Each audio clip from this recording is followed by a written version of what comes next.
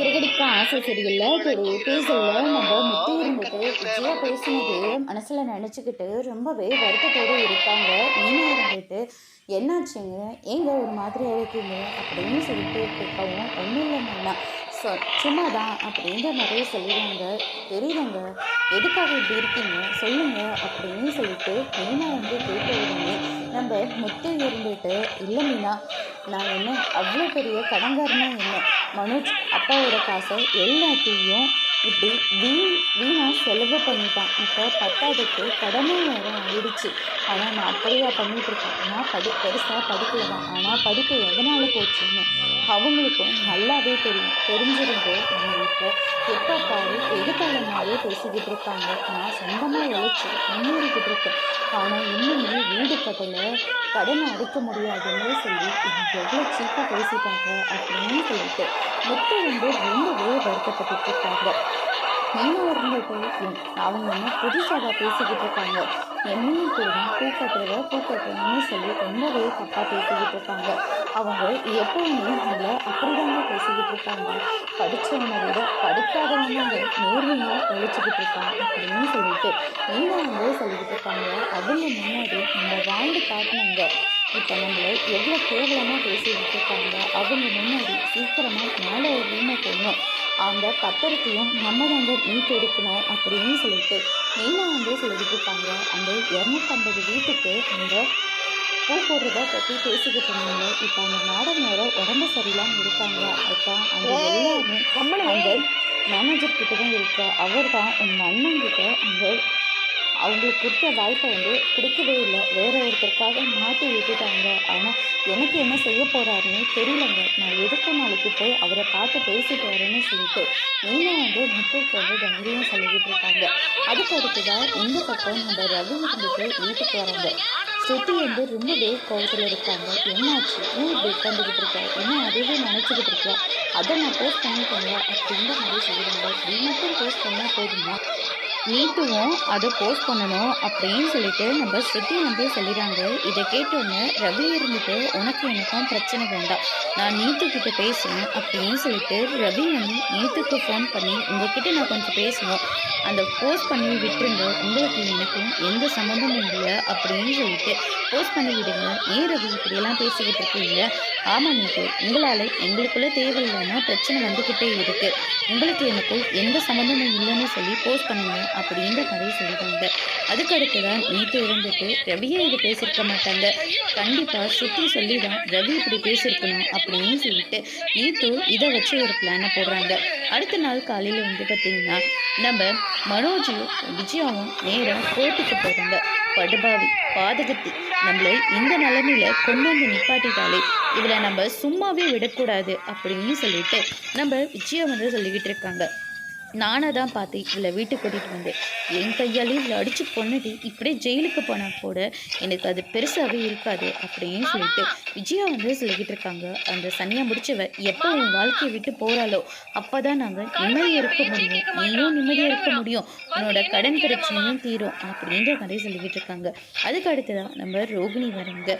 மனோஜ் எப்படி இருக்க அப்படின்னு சொல்லிட்டு கேட்டவங்களே விஜயா மனோஜ் அந்த பக்கம் தள்ளி விட்டுறாங்க.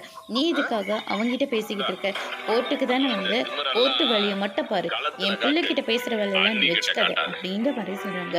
உங்களுக்கு என்ன பிரச்சனை, நான் மனோஜ் கிட்ட தானே பேசிக்கிட்டு இருக்கேன் அப்படின்ற மாதிரி சொல்லிடுறாங்க. அதுக்கு அடுத்துதான் எனக்கு மனோஜ் கிடைக்கிறதுக்காக நான் எந்த எல்லைக்கு போவேன் அப்படின்ற மாதிரி நம்ம ரோகிணி சொல்லுவாங்க. அதுக்கு அடுத்துதான் முத்து மீனா வராங்க. முத்து மீனாவும் அவங்கள பார்த்த உடனே ரோகிணி பயங்கரமாக கோவப்படுறாங்க. என்ன என்னையும் மனோஜும் குடும்பமாக சேர்ந்து பிரிக்க பார்க்குறீங்களா அப்படின்னு சொல்லிட்டு கேட்குவோம்.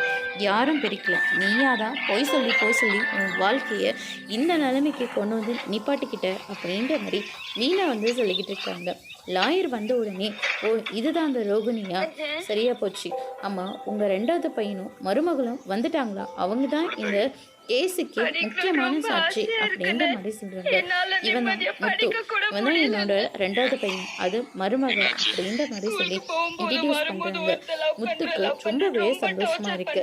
அதுக்கடுத்துதான் லாயர் ஆஃபீஸ்க்கு நம்ம விஜயா போன உடனே உங்க பையனுக்கு முத்துக்கு ஃபோன் பண்ணி உடனடியா நான் பேசியே ஆகணும் அப்படின்ற மாதிரி சொன்னபோது முத்து இருந்துட்டு எனக்காக இத்தனை வருஷம் கழிச்சு ஃபர்ஸ்ட் டைம் எங்க அம்மா எனக்கு ஃபோன் பண்ணி பேசுறாங்க. எனக்கு எவ்வளோ சந்தோஷமா இருக்க தெரியுமா அப்படின்னு சொல்லிட்டு முத்து இருந்துட்டு விஜயா தான் நம்பரை பார்த்த உடனே அவ்வளோ சந்தோஷப்பட்டு வீட்டில் எல்லாருக்கிட்டையும் வந்து சொல்லிக்கிட்டு இருக்காங்க. அதுக்கு அடுத்ததாக கோர்ட்லையும் தான் பையன்னு சொன்ன உடனே முத்துவோட சந்தோஷம் எல்லைக்கு மீறி போச்சு. அவ்வளோ ஹாப்பியாக இருக்காங்க. அதுக்கு அடுத்ததான் ரோஹினியும் மனோஜையும் முன்னாடி வர சொல்கிறாங்க. ஜட்ஜ் இருந்துட்டு உனக்கு லாயர் இல்லையாமா, லாயர் வைக்கிற அளவுக்கு எங்கிட்ட வசதி இல்லை அப்படின்ற மாதிரி சொல்லிடுறாங்க. எனக்காக நானே வாதாடிக்கலாமா அப்படின்னு சொல்லிட்டு ரோஹிணி சொன்ன உடனே நீங்கமாக வாதாடி ஆகணும், வேறு வழியே இல்லை அப்படின்ற மாதிரி சொல்லுவாங்க. அதுக்கடுத்துதான் இவங்க இவங்க உண்மையான பேர் கல்யாணம், அதுக்கான சர்டிஃபிகேட் இருக்குது. 19 வயசுலேயே இவங்களுக்கு கல்யாணமும் ஆகிருக்கு. அதுக்கான சர்டிஃபிகேட்டும் இருக்குது. கிறிஸ்டின்னு ஒரு பையனும் இருக்கான், அவனோட சர்டிஃபிகேட்டும் இருக்குது அப்படின்ற மாதிரி சொல்லிடுறாங்க. அது மட்டும் இல்லை, என்கிட்ட சாட்சியும் இருக்குது அப்படின்னு சொல்லிட்டு முத்து மீனாவையும் வர சொல்கிறாங்க.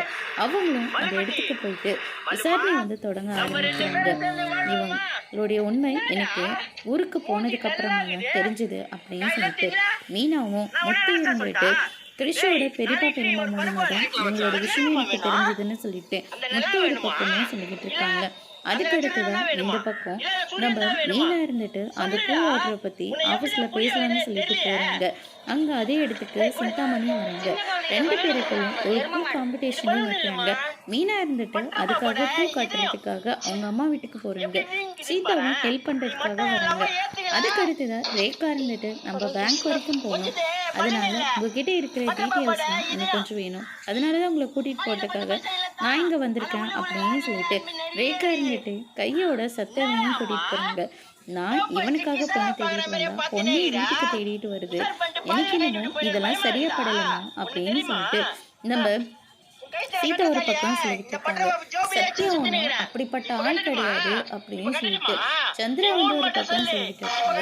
இந்த பக்கம் நம்ம யோகினி இருந்துட்டு எனக்காக நான் தான் வாதாடி ஆகணும்னு சொல்லிட்டு அவங்க பாட்டுக்கு வாதாட ஆரம்பிக்கிறாங்க. இவங்க எல்லாருமே என்னை அடித்து கொடுமை பண்ணி வீட்டை விட்டு வெளியே துரத்திட்டாங்க அப்படின்னு மாதிரி சொல்கிறாங்க. செஞ்ச கல்யாணத்தை மறைச்சி பெத்த பிள்ளையும் மறைச்சி என் பிள்ளையை ஏமாற்றி கல்யாணம் பண்ணா வேற என்ன பண்ண முடியும் அப்படின்னு சொல்லிட்டு இந்த பக்கம் நம்ம லாயர் இருந்துட்டு விஜய்க்கு சப்போர்ட் பண்ணி மனோஜுக்கு சப்போர்ட் பண்ணி பேசிக்கிட்டு இருக்காங்க. அதோட இன்னைக்கான எபிசோட் முடிச்சிருக்காங்க. இனி சிறகடிக்க ஆசையில் அடுத்தடுத்து என்னெல்லாம் நடக்க போகுன்றதை வெயிட் பண்ணி பார்க்கலாம்.